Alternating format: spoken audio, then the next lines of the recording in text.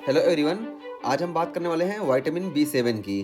तो vitamin B 7 को हम बायोटिन भी बोलते हैं और इसके फंक्शन को देखें तो देखिए ये कोफैक्टर का काम करता है कार्बोक्सिलेशन एंजाइम्स में। और ये कार्बोक्सिलेशन एंजाइम होता क्या है, तो ये देखिए विच एडेड वन कार्बन ग्रुप। तो ये कार्बोक्सिलेशन एंजाइम जो होता है ये एक कार्बन ग्रुप उस रिएक्शन में ऐड कर देता है। अभी यहाँ हमको समझ में आ जाएगा। तो देखिए ये कोफैक्टर होता है कार्बोक्सिलेशन एंजाइम में विटामिन बी 7। जबकि हम विटामिन बी 6 की बात करें तो ये कोफैक्टर होता है डी कार्बोक्सिलेशन रिएक्शन में। ठीक है, तो ये फर्क है बी 6 में और बी 7 में। बी 6 डी कार्बोक्सिलेशन रिएक्शन में कोएंजाइम का काम करता है और बी 7 ये कार्बोक्सिलेशन रिएक्शन में या कार्बोक्सिलेशन एंजाइम में कोफैक्टर का काम करता है।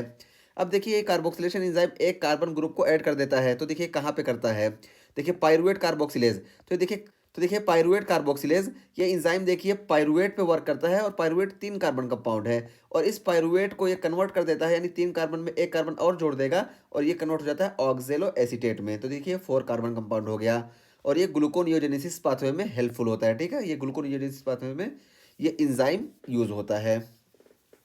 और उसके बाद फिर देखिए एसिटाइल को ए कार्बोक्सिलेज। देखिए एसिटाइल को ए कार्बोक्सिलेज एंजाइम ये देखिए एसिटाइल को ए में एक कार्बन ऐड कर देता है। तो देखिए यहाँ पहले से 2 कार्बन था और इसमें जब एक कार्बन ऐड कर दिया तो ये देखिए मेलेनाइल को ए बन गया। और मेलेनाइल को ए देखिए 3 कार्बन कंपाउंड है और ये फैटी एसिड सिंथेसिस में ये काम करता है। तो फैटी एसिड सिंथेसिस का जब हम पाथवे देखेंगे तो शुरू यहीं से होता है कि एसिटाइल को ए में एक कार्बन ऐड करता है और ये मेलेनाइल को ए में कन्वर्ट हो जाता है। तो देखिए मेलेनाइल को ए हमारा बन गया।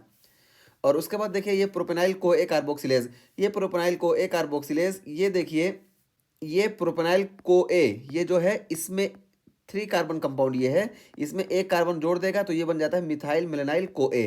तो देखिए मिथाइल मिलेनाइल को ए बन गया, 4 कार्बन कंपाउंड है। तो ये कहाँ पे होता है, तो देखिए फैटी एसिड ऑक्सीडेशन। तो जब बीटा ऑक्सीडेशन होता है या फैटी एसिड ऑक्सीडेशन होता है तो उसके ब्रेकडाउन में ये एंजाइम वर्क करता है। जब लास्ट में 3 बचते हैं तो उसमें एक और कार्बन ये जोड़ता है, उसके बाद फिर ये देखिए 4 हो जाते हैं। तो ये देखिए मिथाइल मिथाइल मिलेनाइल को ए में ये कन्वर्ट हो गया। ठीक है, तो यही यहाँ पे बताया गया है कि प्रोपेनाइल को ए कार्बोक्सिलेज जो एंजाइम है ये एक कार्बन ऐड कर देता है प्रोपेनाइल को ए में और इसकी वजह से ये बन जाता है मिथाइल मिलेनाइल को ए और ये वर्क करता है fatty acid oxidation and branch chain amino acid breakdown. तो फैटी एसिड के ऑक्सीडेशन में ये हेल्प करता है, ऐसा करता है, और ब्रांच चेन अमाइनो एसिड के ब्रेकडाउन में ये ऐसा करता है। तो ये फंक्शन इसका कंप्लीट हुआ।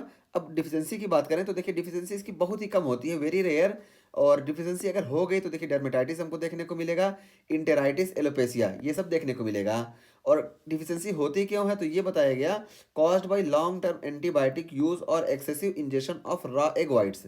तो ये लॉन्ग टर्म एंटीबायोटिक यूज की वजह से भी हो सकता है या excessive injection of raw egg whites. तो बहुत ज़्यादा रॉ एग वाइट हम अगर यूज़ कर रहे हैं तब भी हमको इसकी डिफिशियंसी देखने को मिलेगी। और क्यों देखने को मिलेगी तो देखिए रॉ एग वाइट जो होता है तो इसमें वाइट मटेरियल जो होता है इसमें एविडिन प्रेजेंट होता है और ये एविडिन इन x whites avidly binds biotin.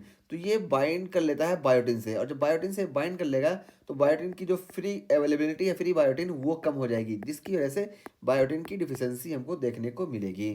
तो देखिए एविडिन एविडली बाइंड्स बायोटिन, तो इससे हम याद रख सकते हैं कि वाइट एग में एविडिन प्रेजेंट होता है जो कि एविडली बाइंड कर लेता है बायोटिन से, जिसकी वजह से बायोटिन डिफिशियंसी हमको देखने को मिलती है।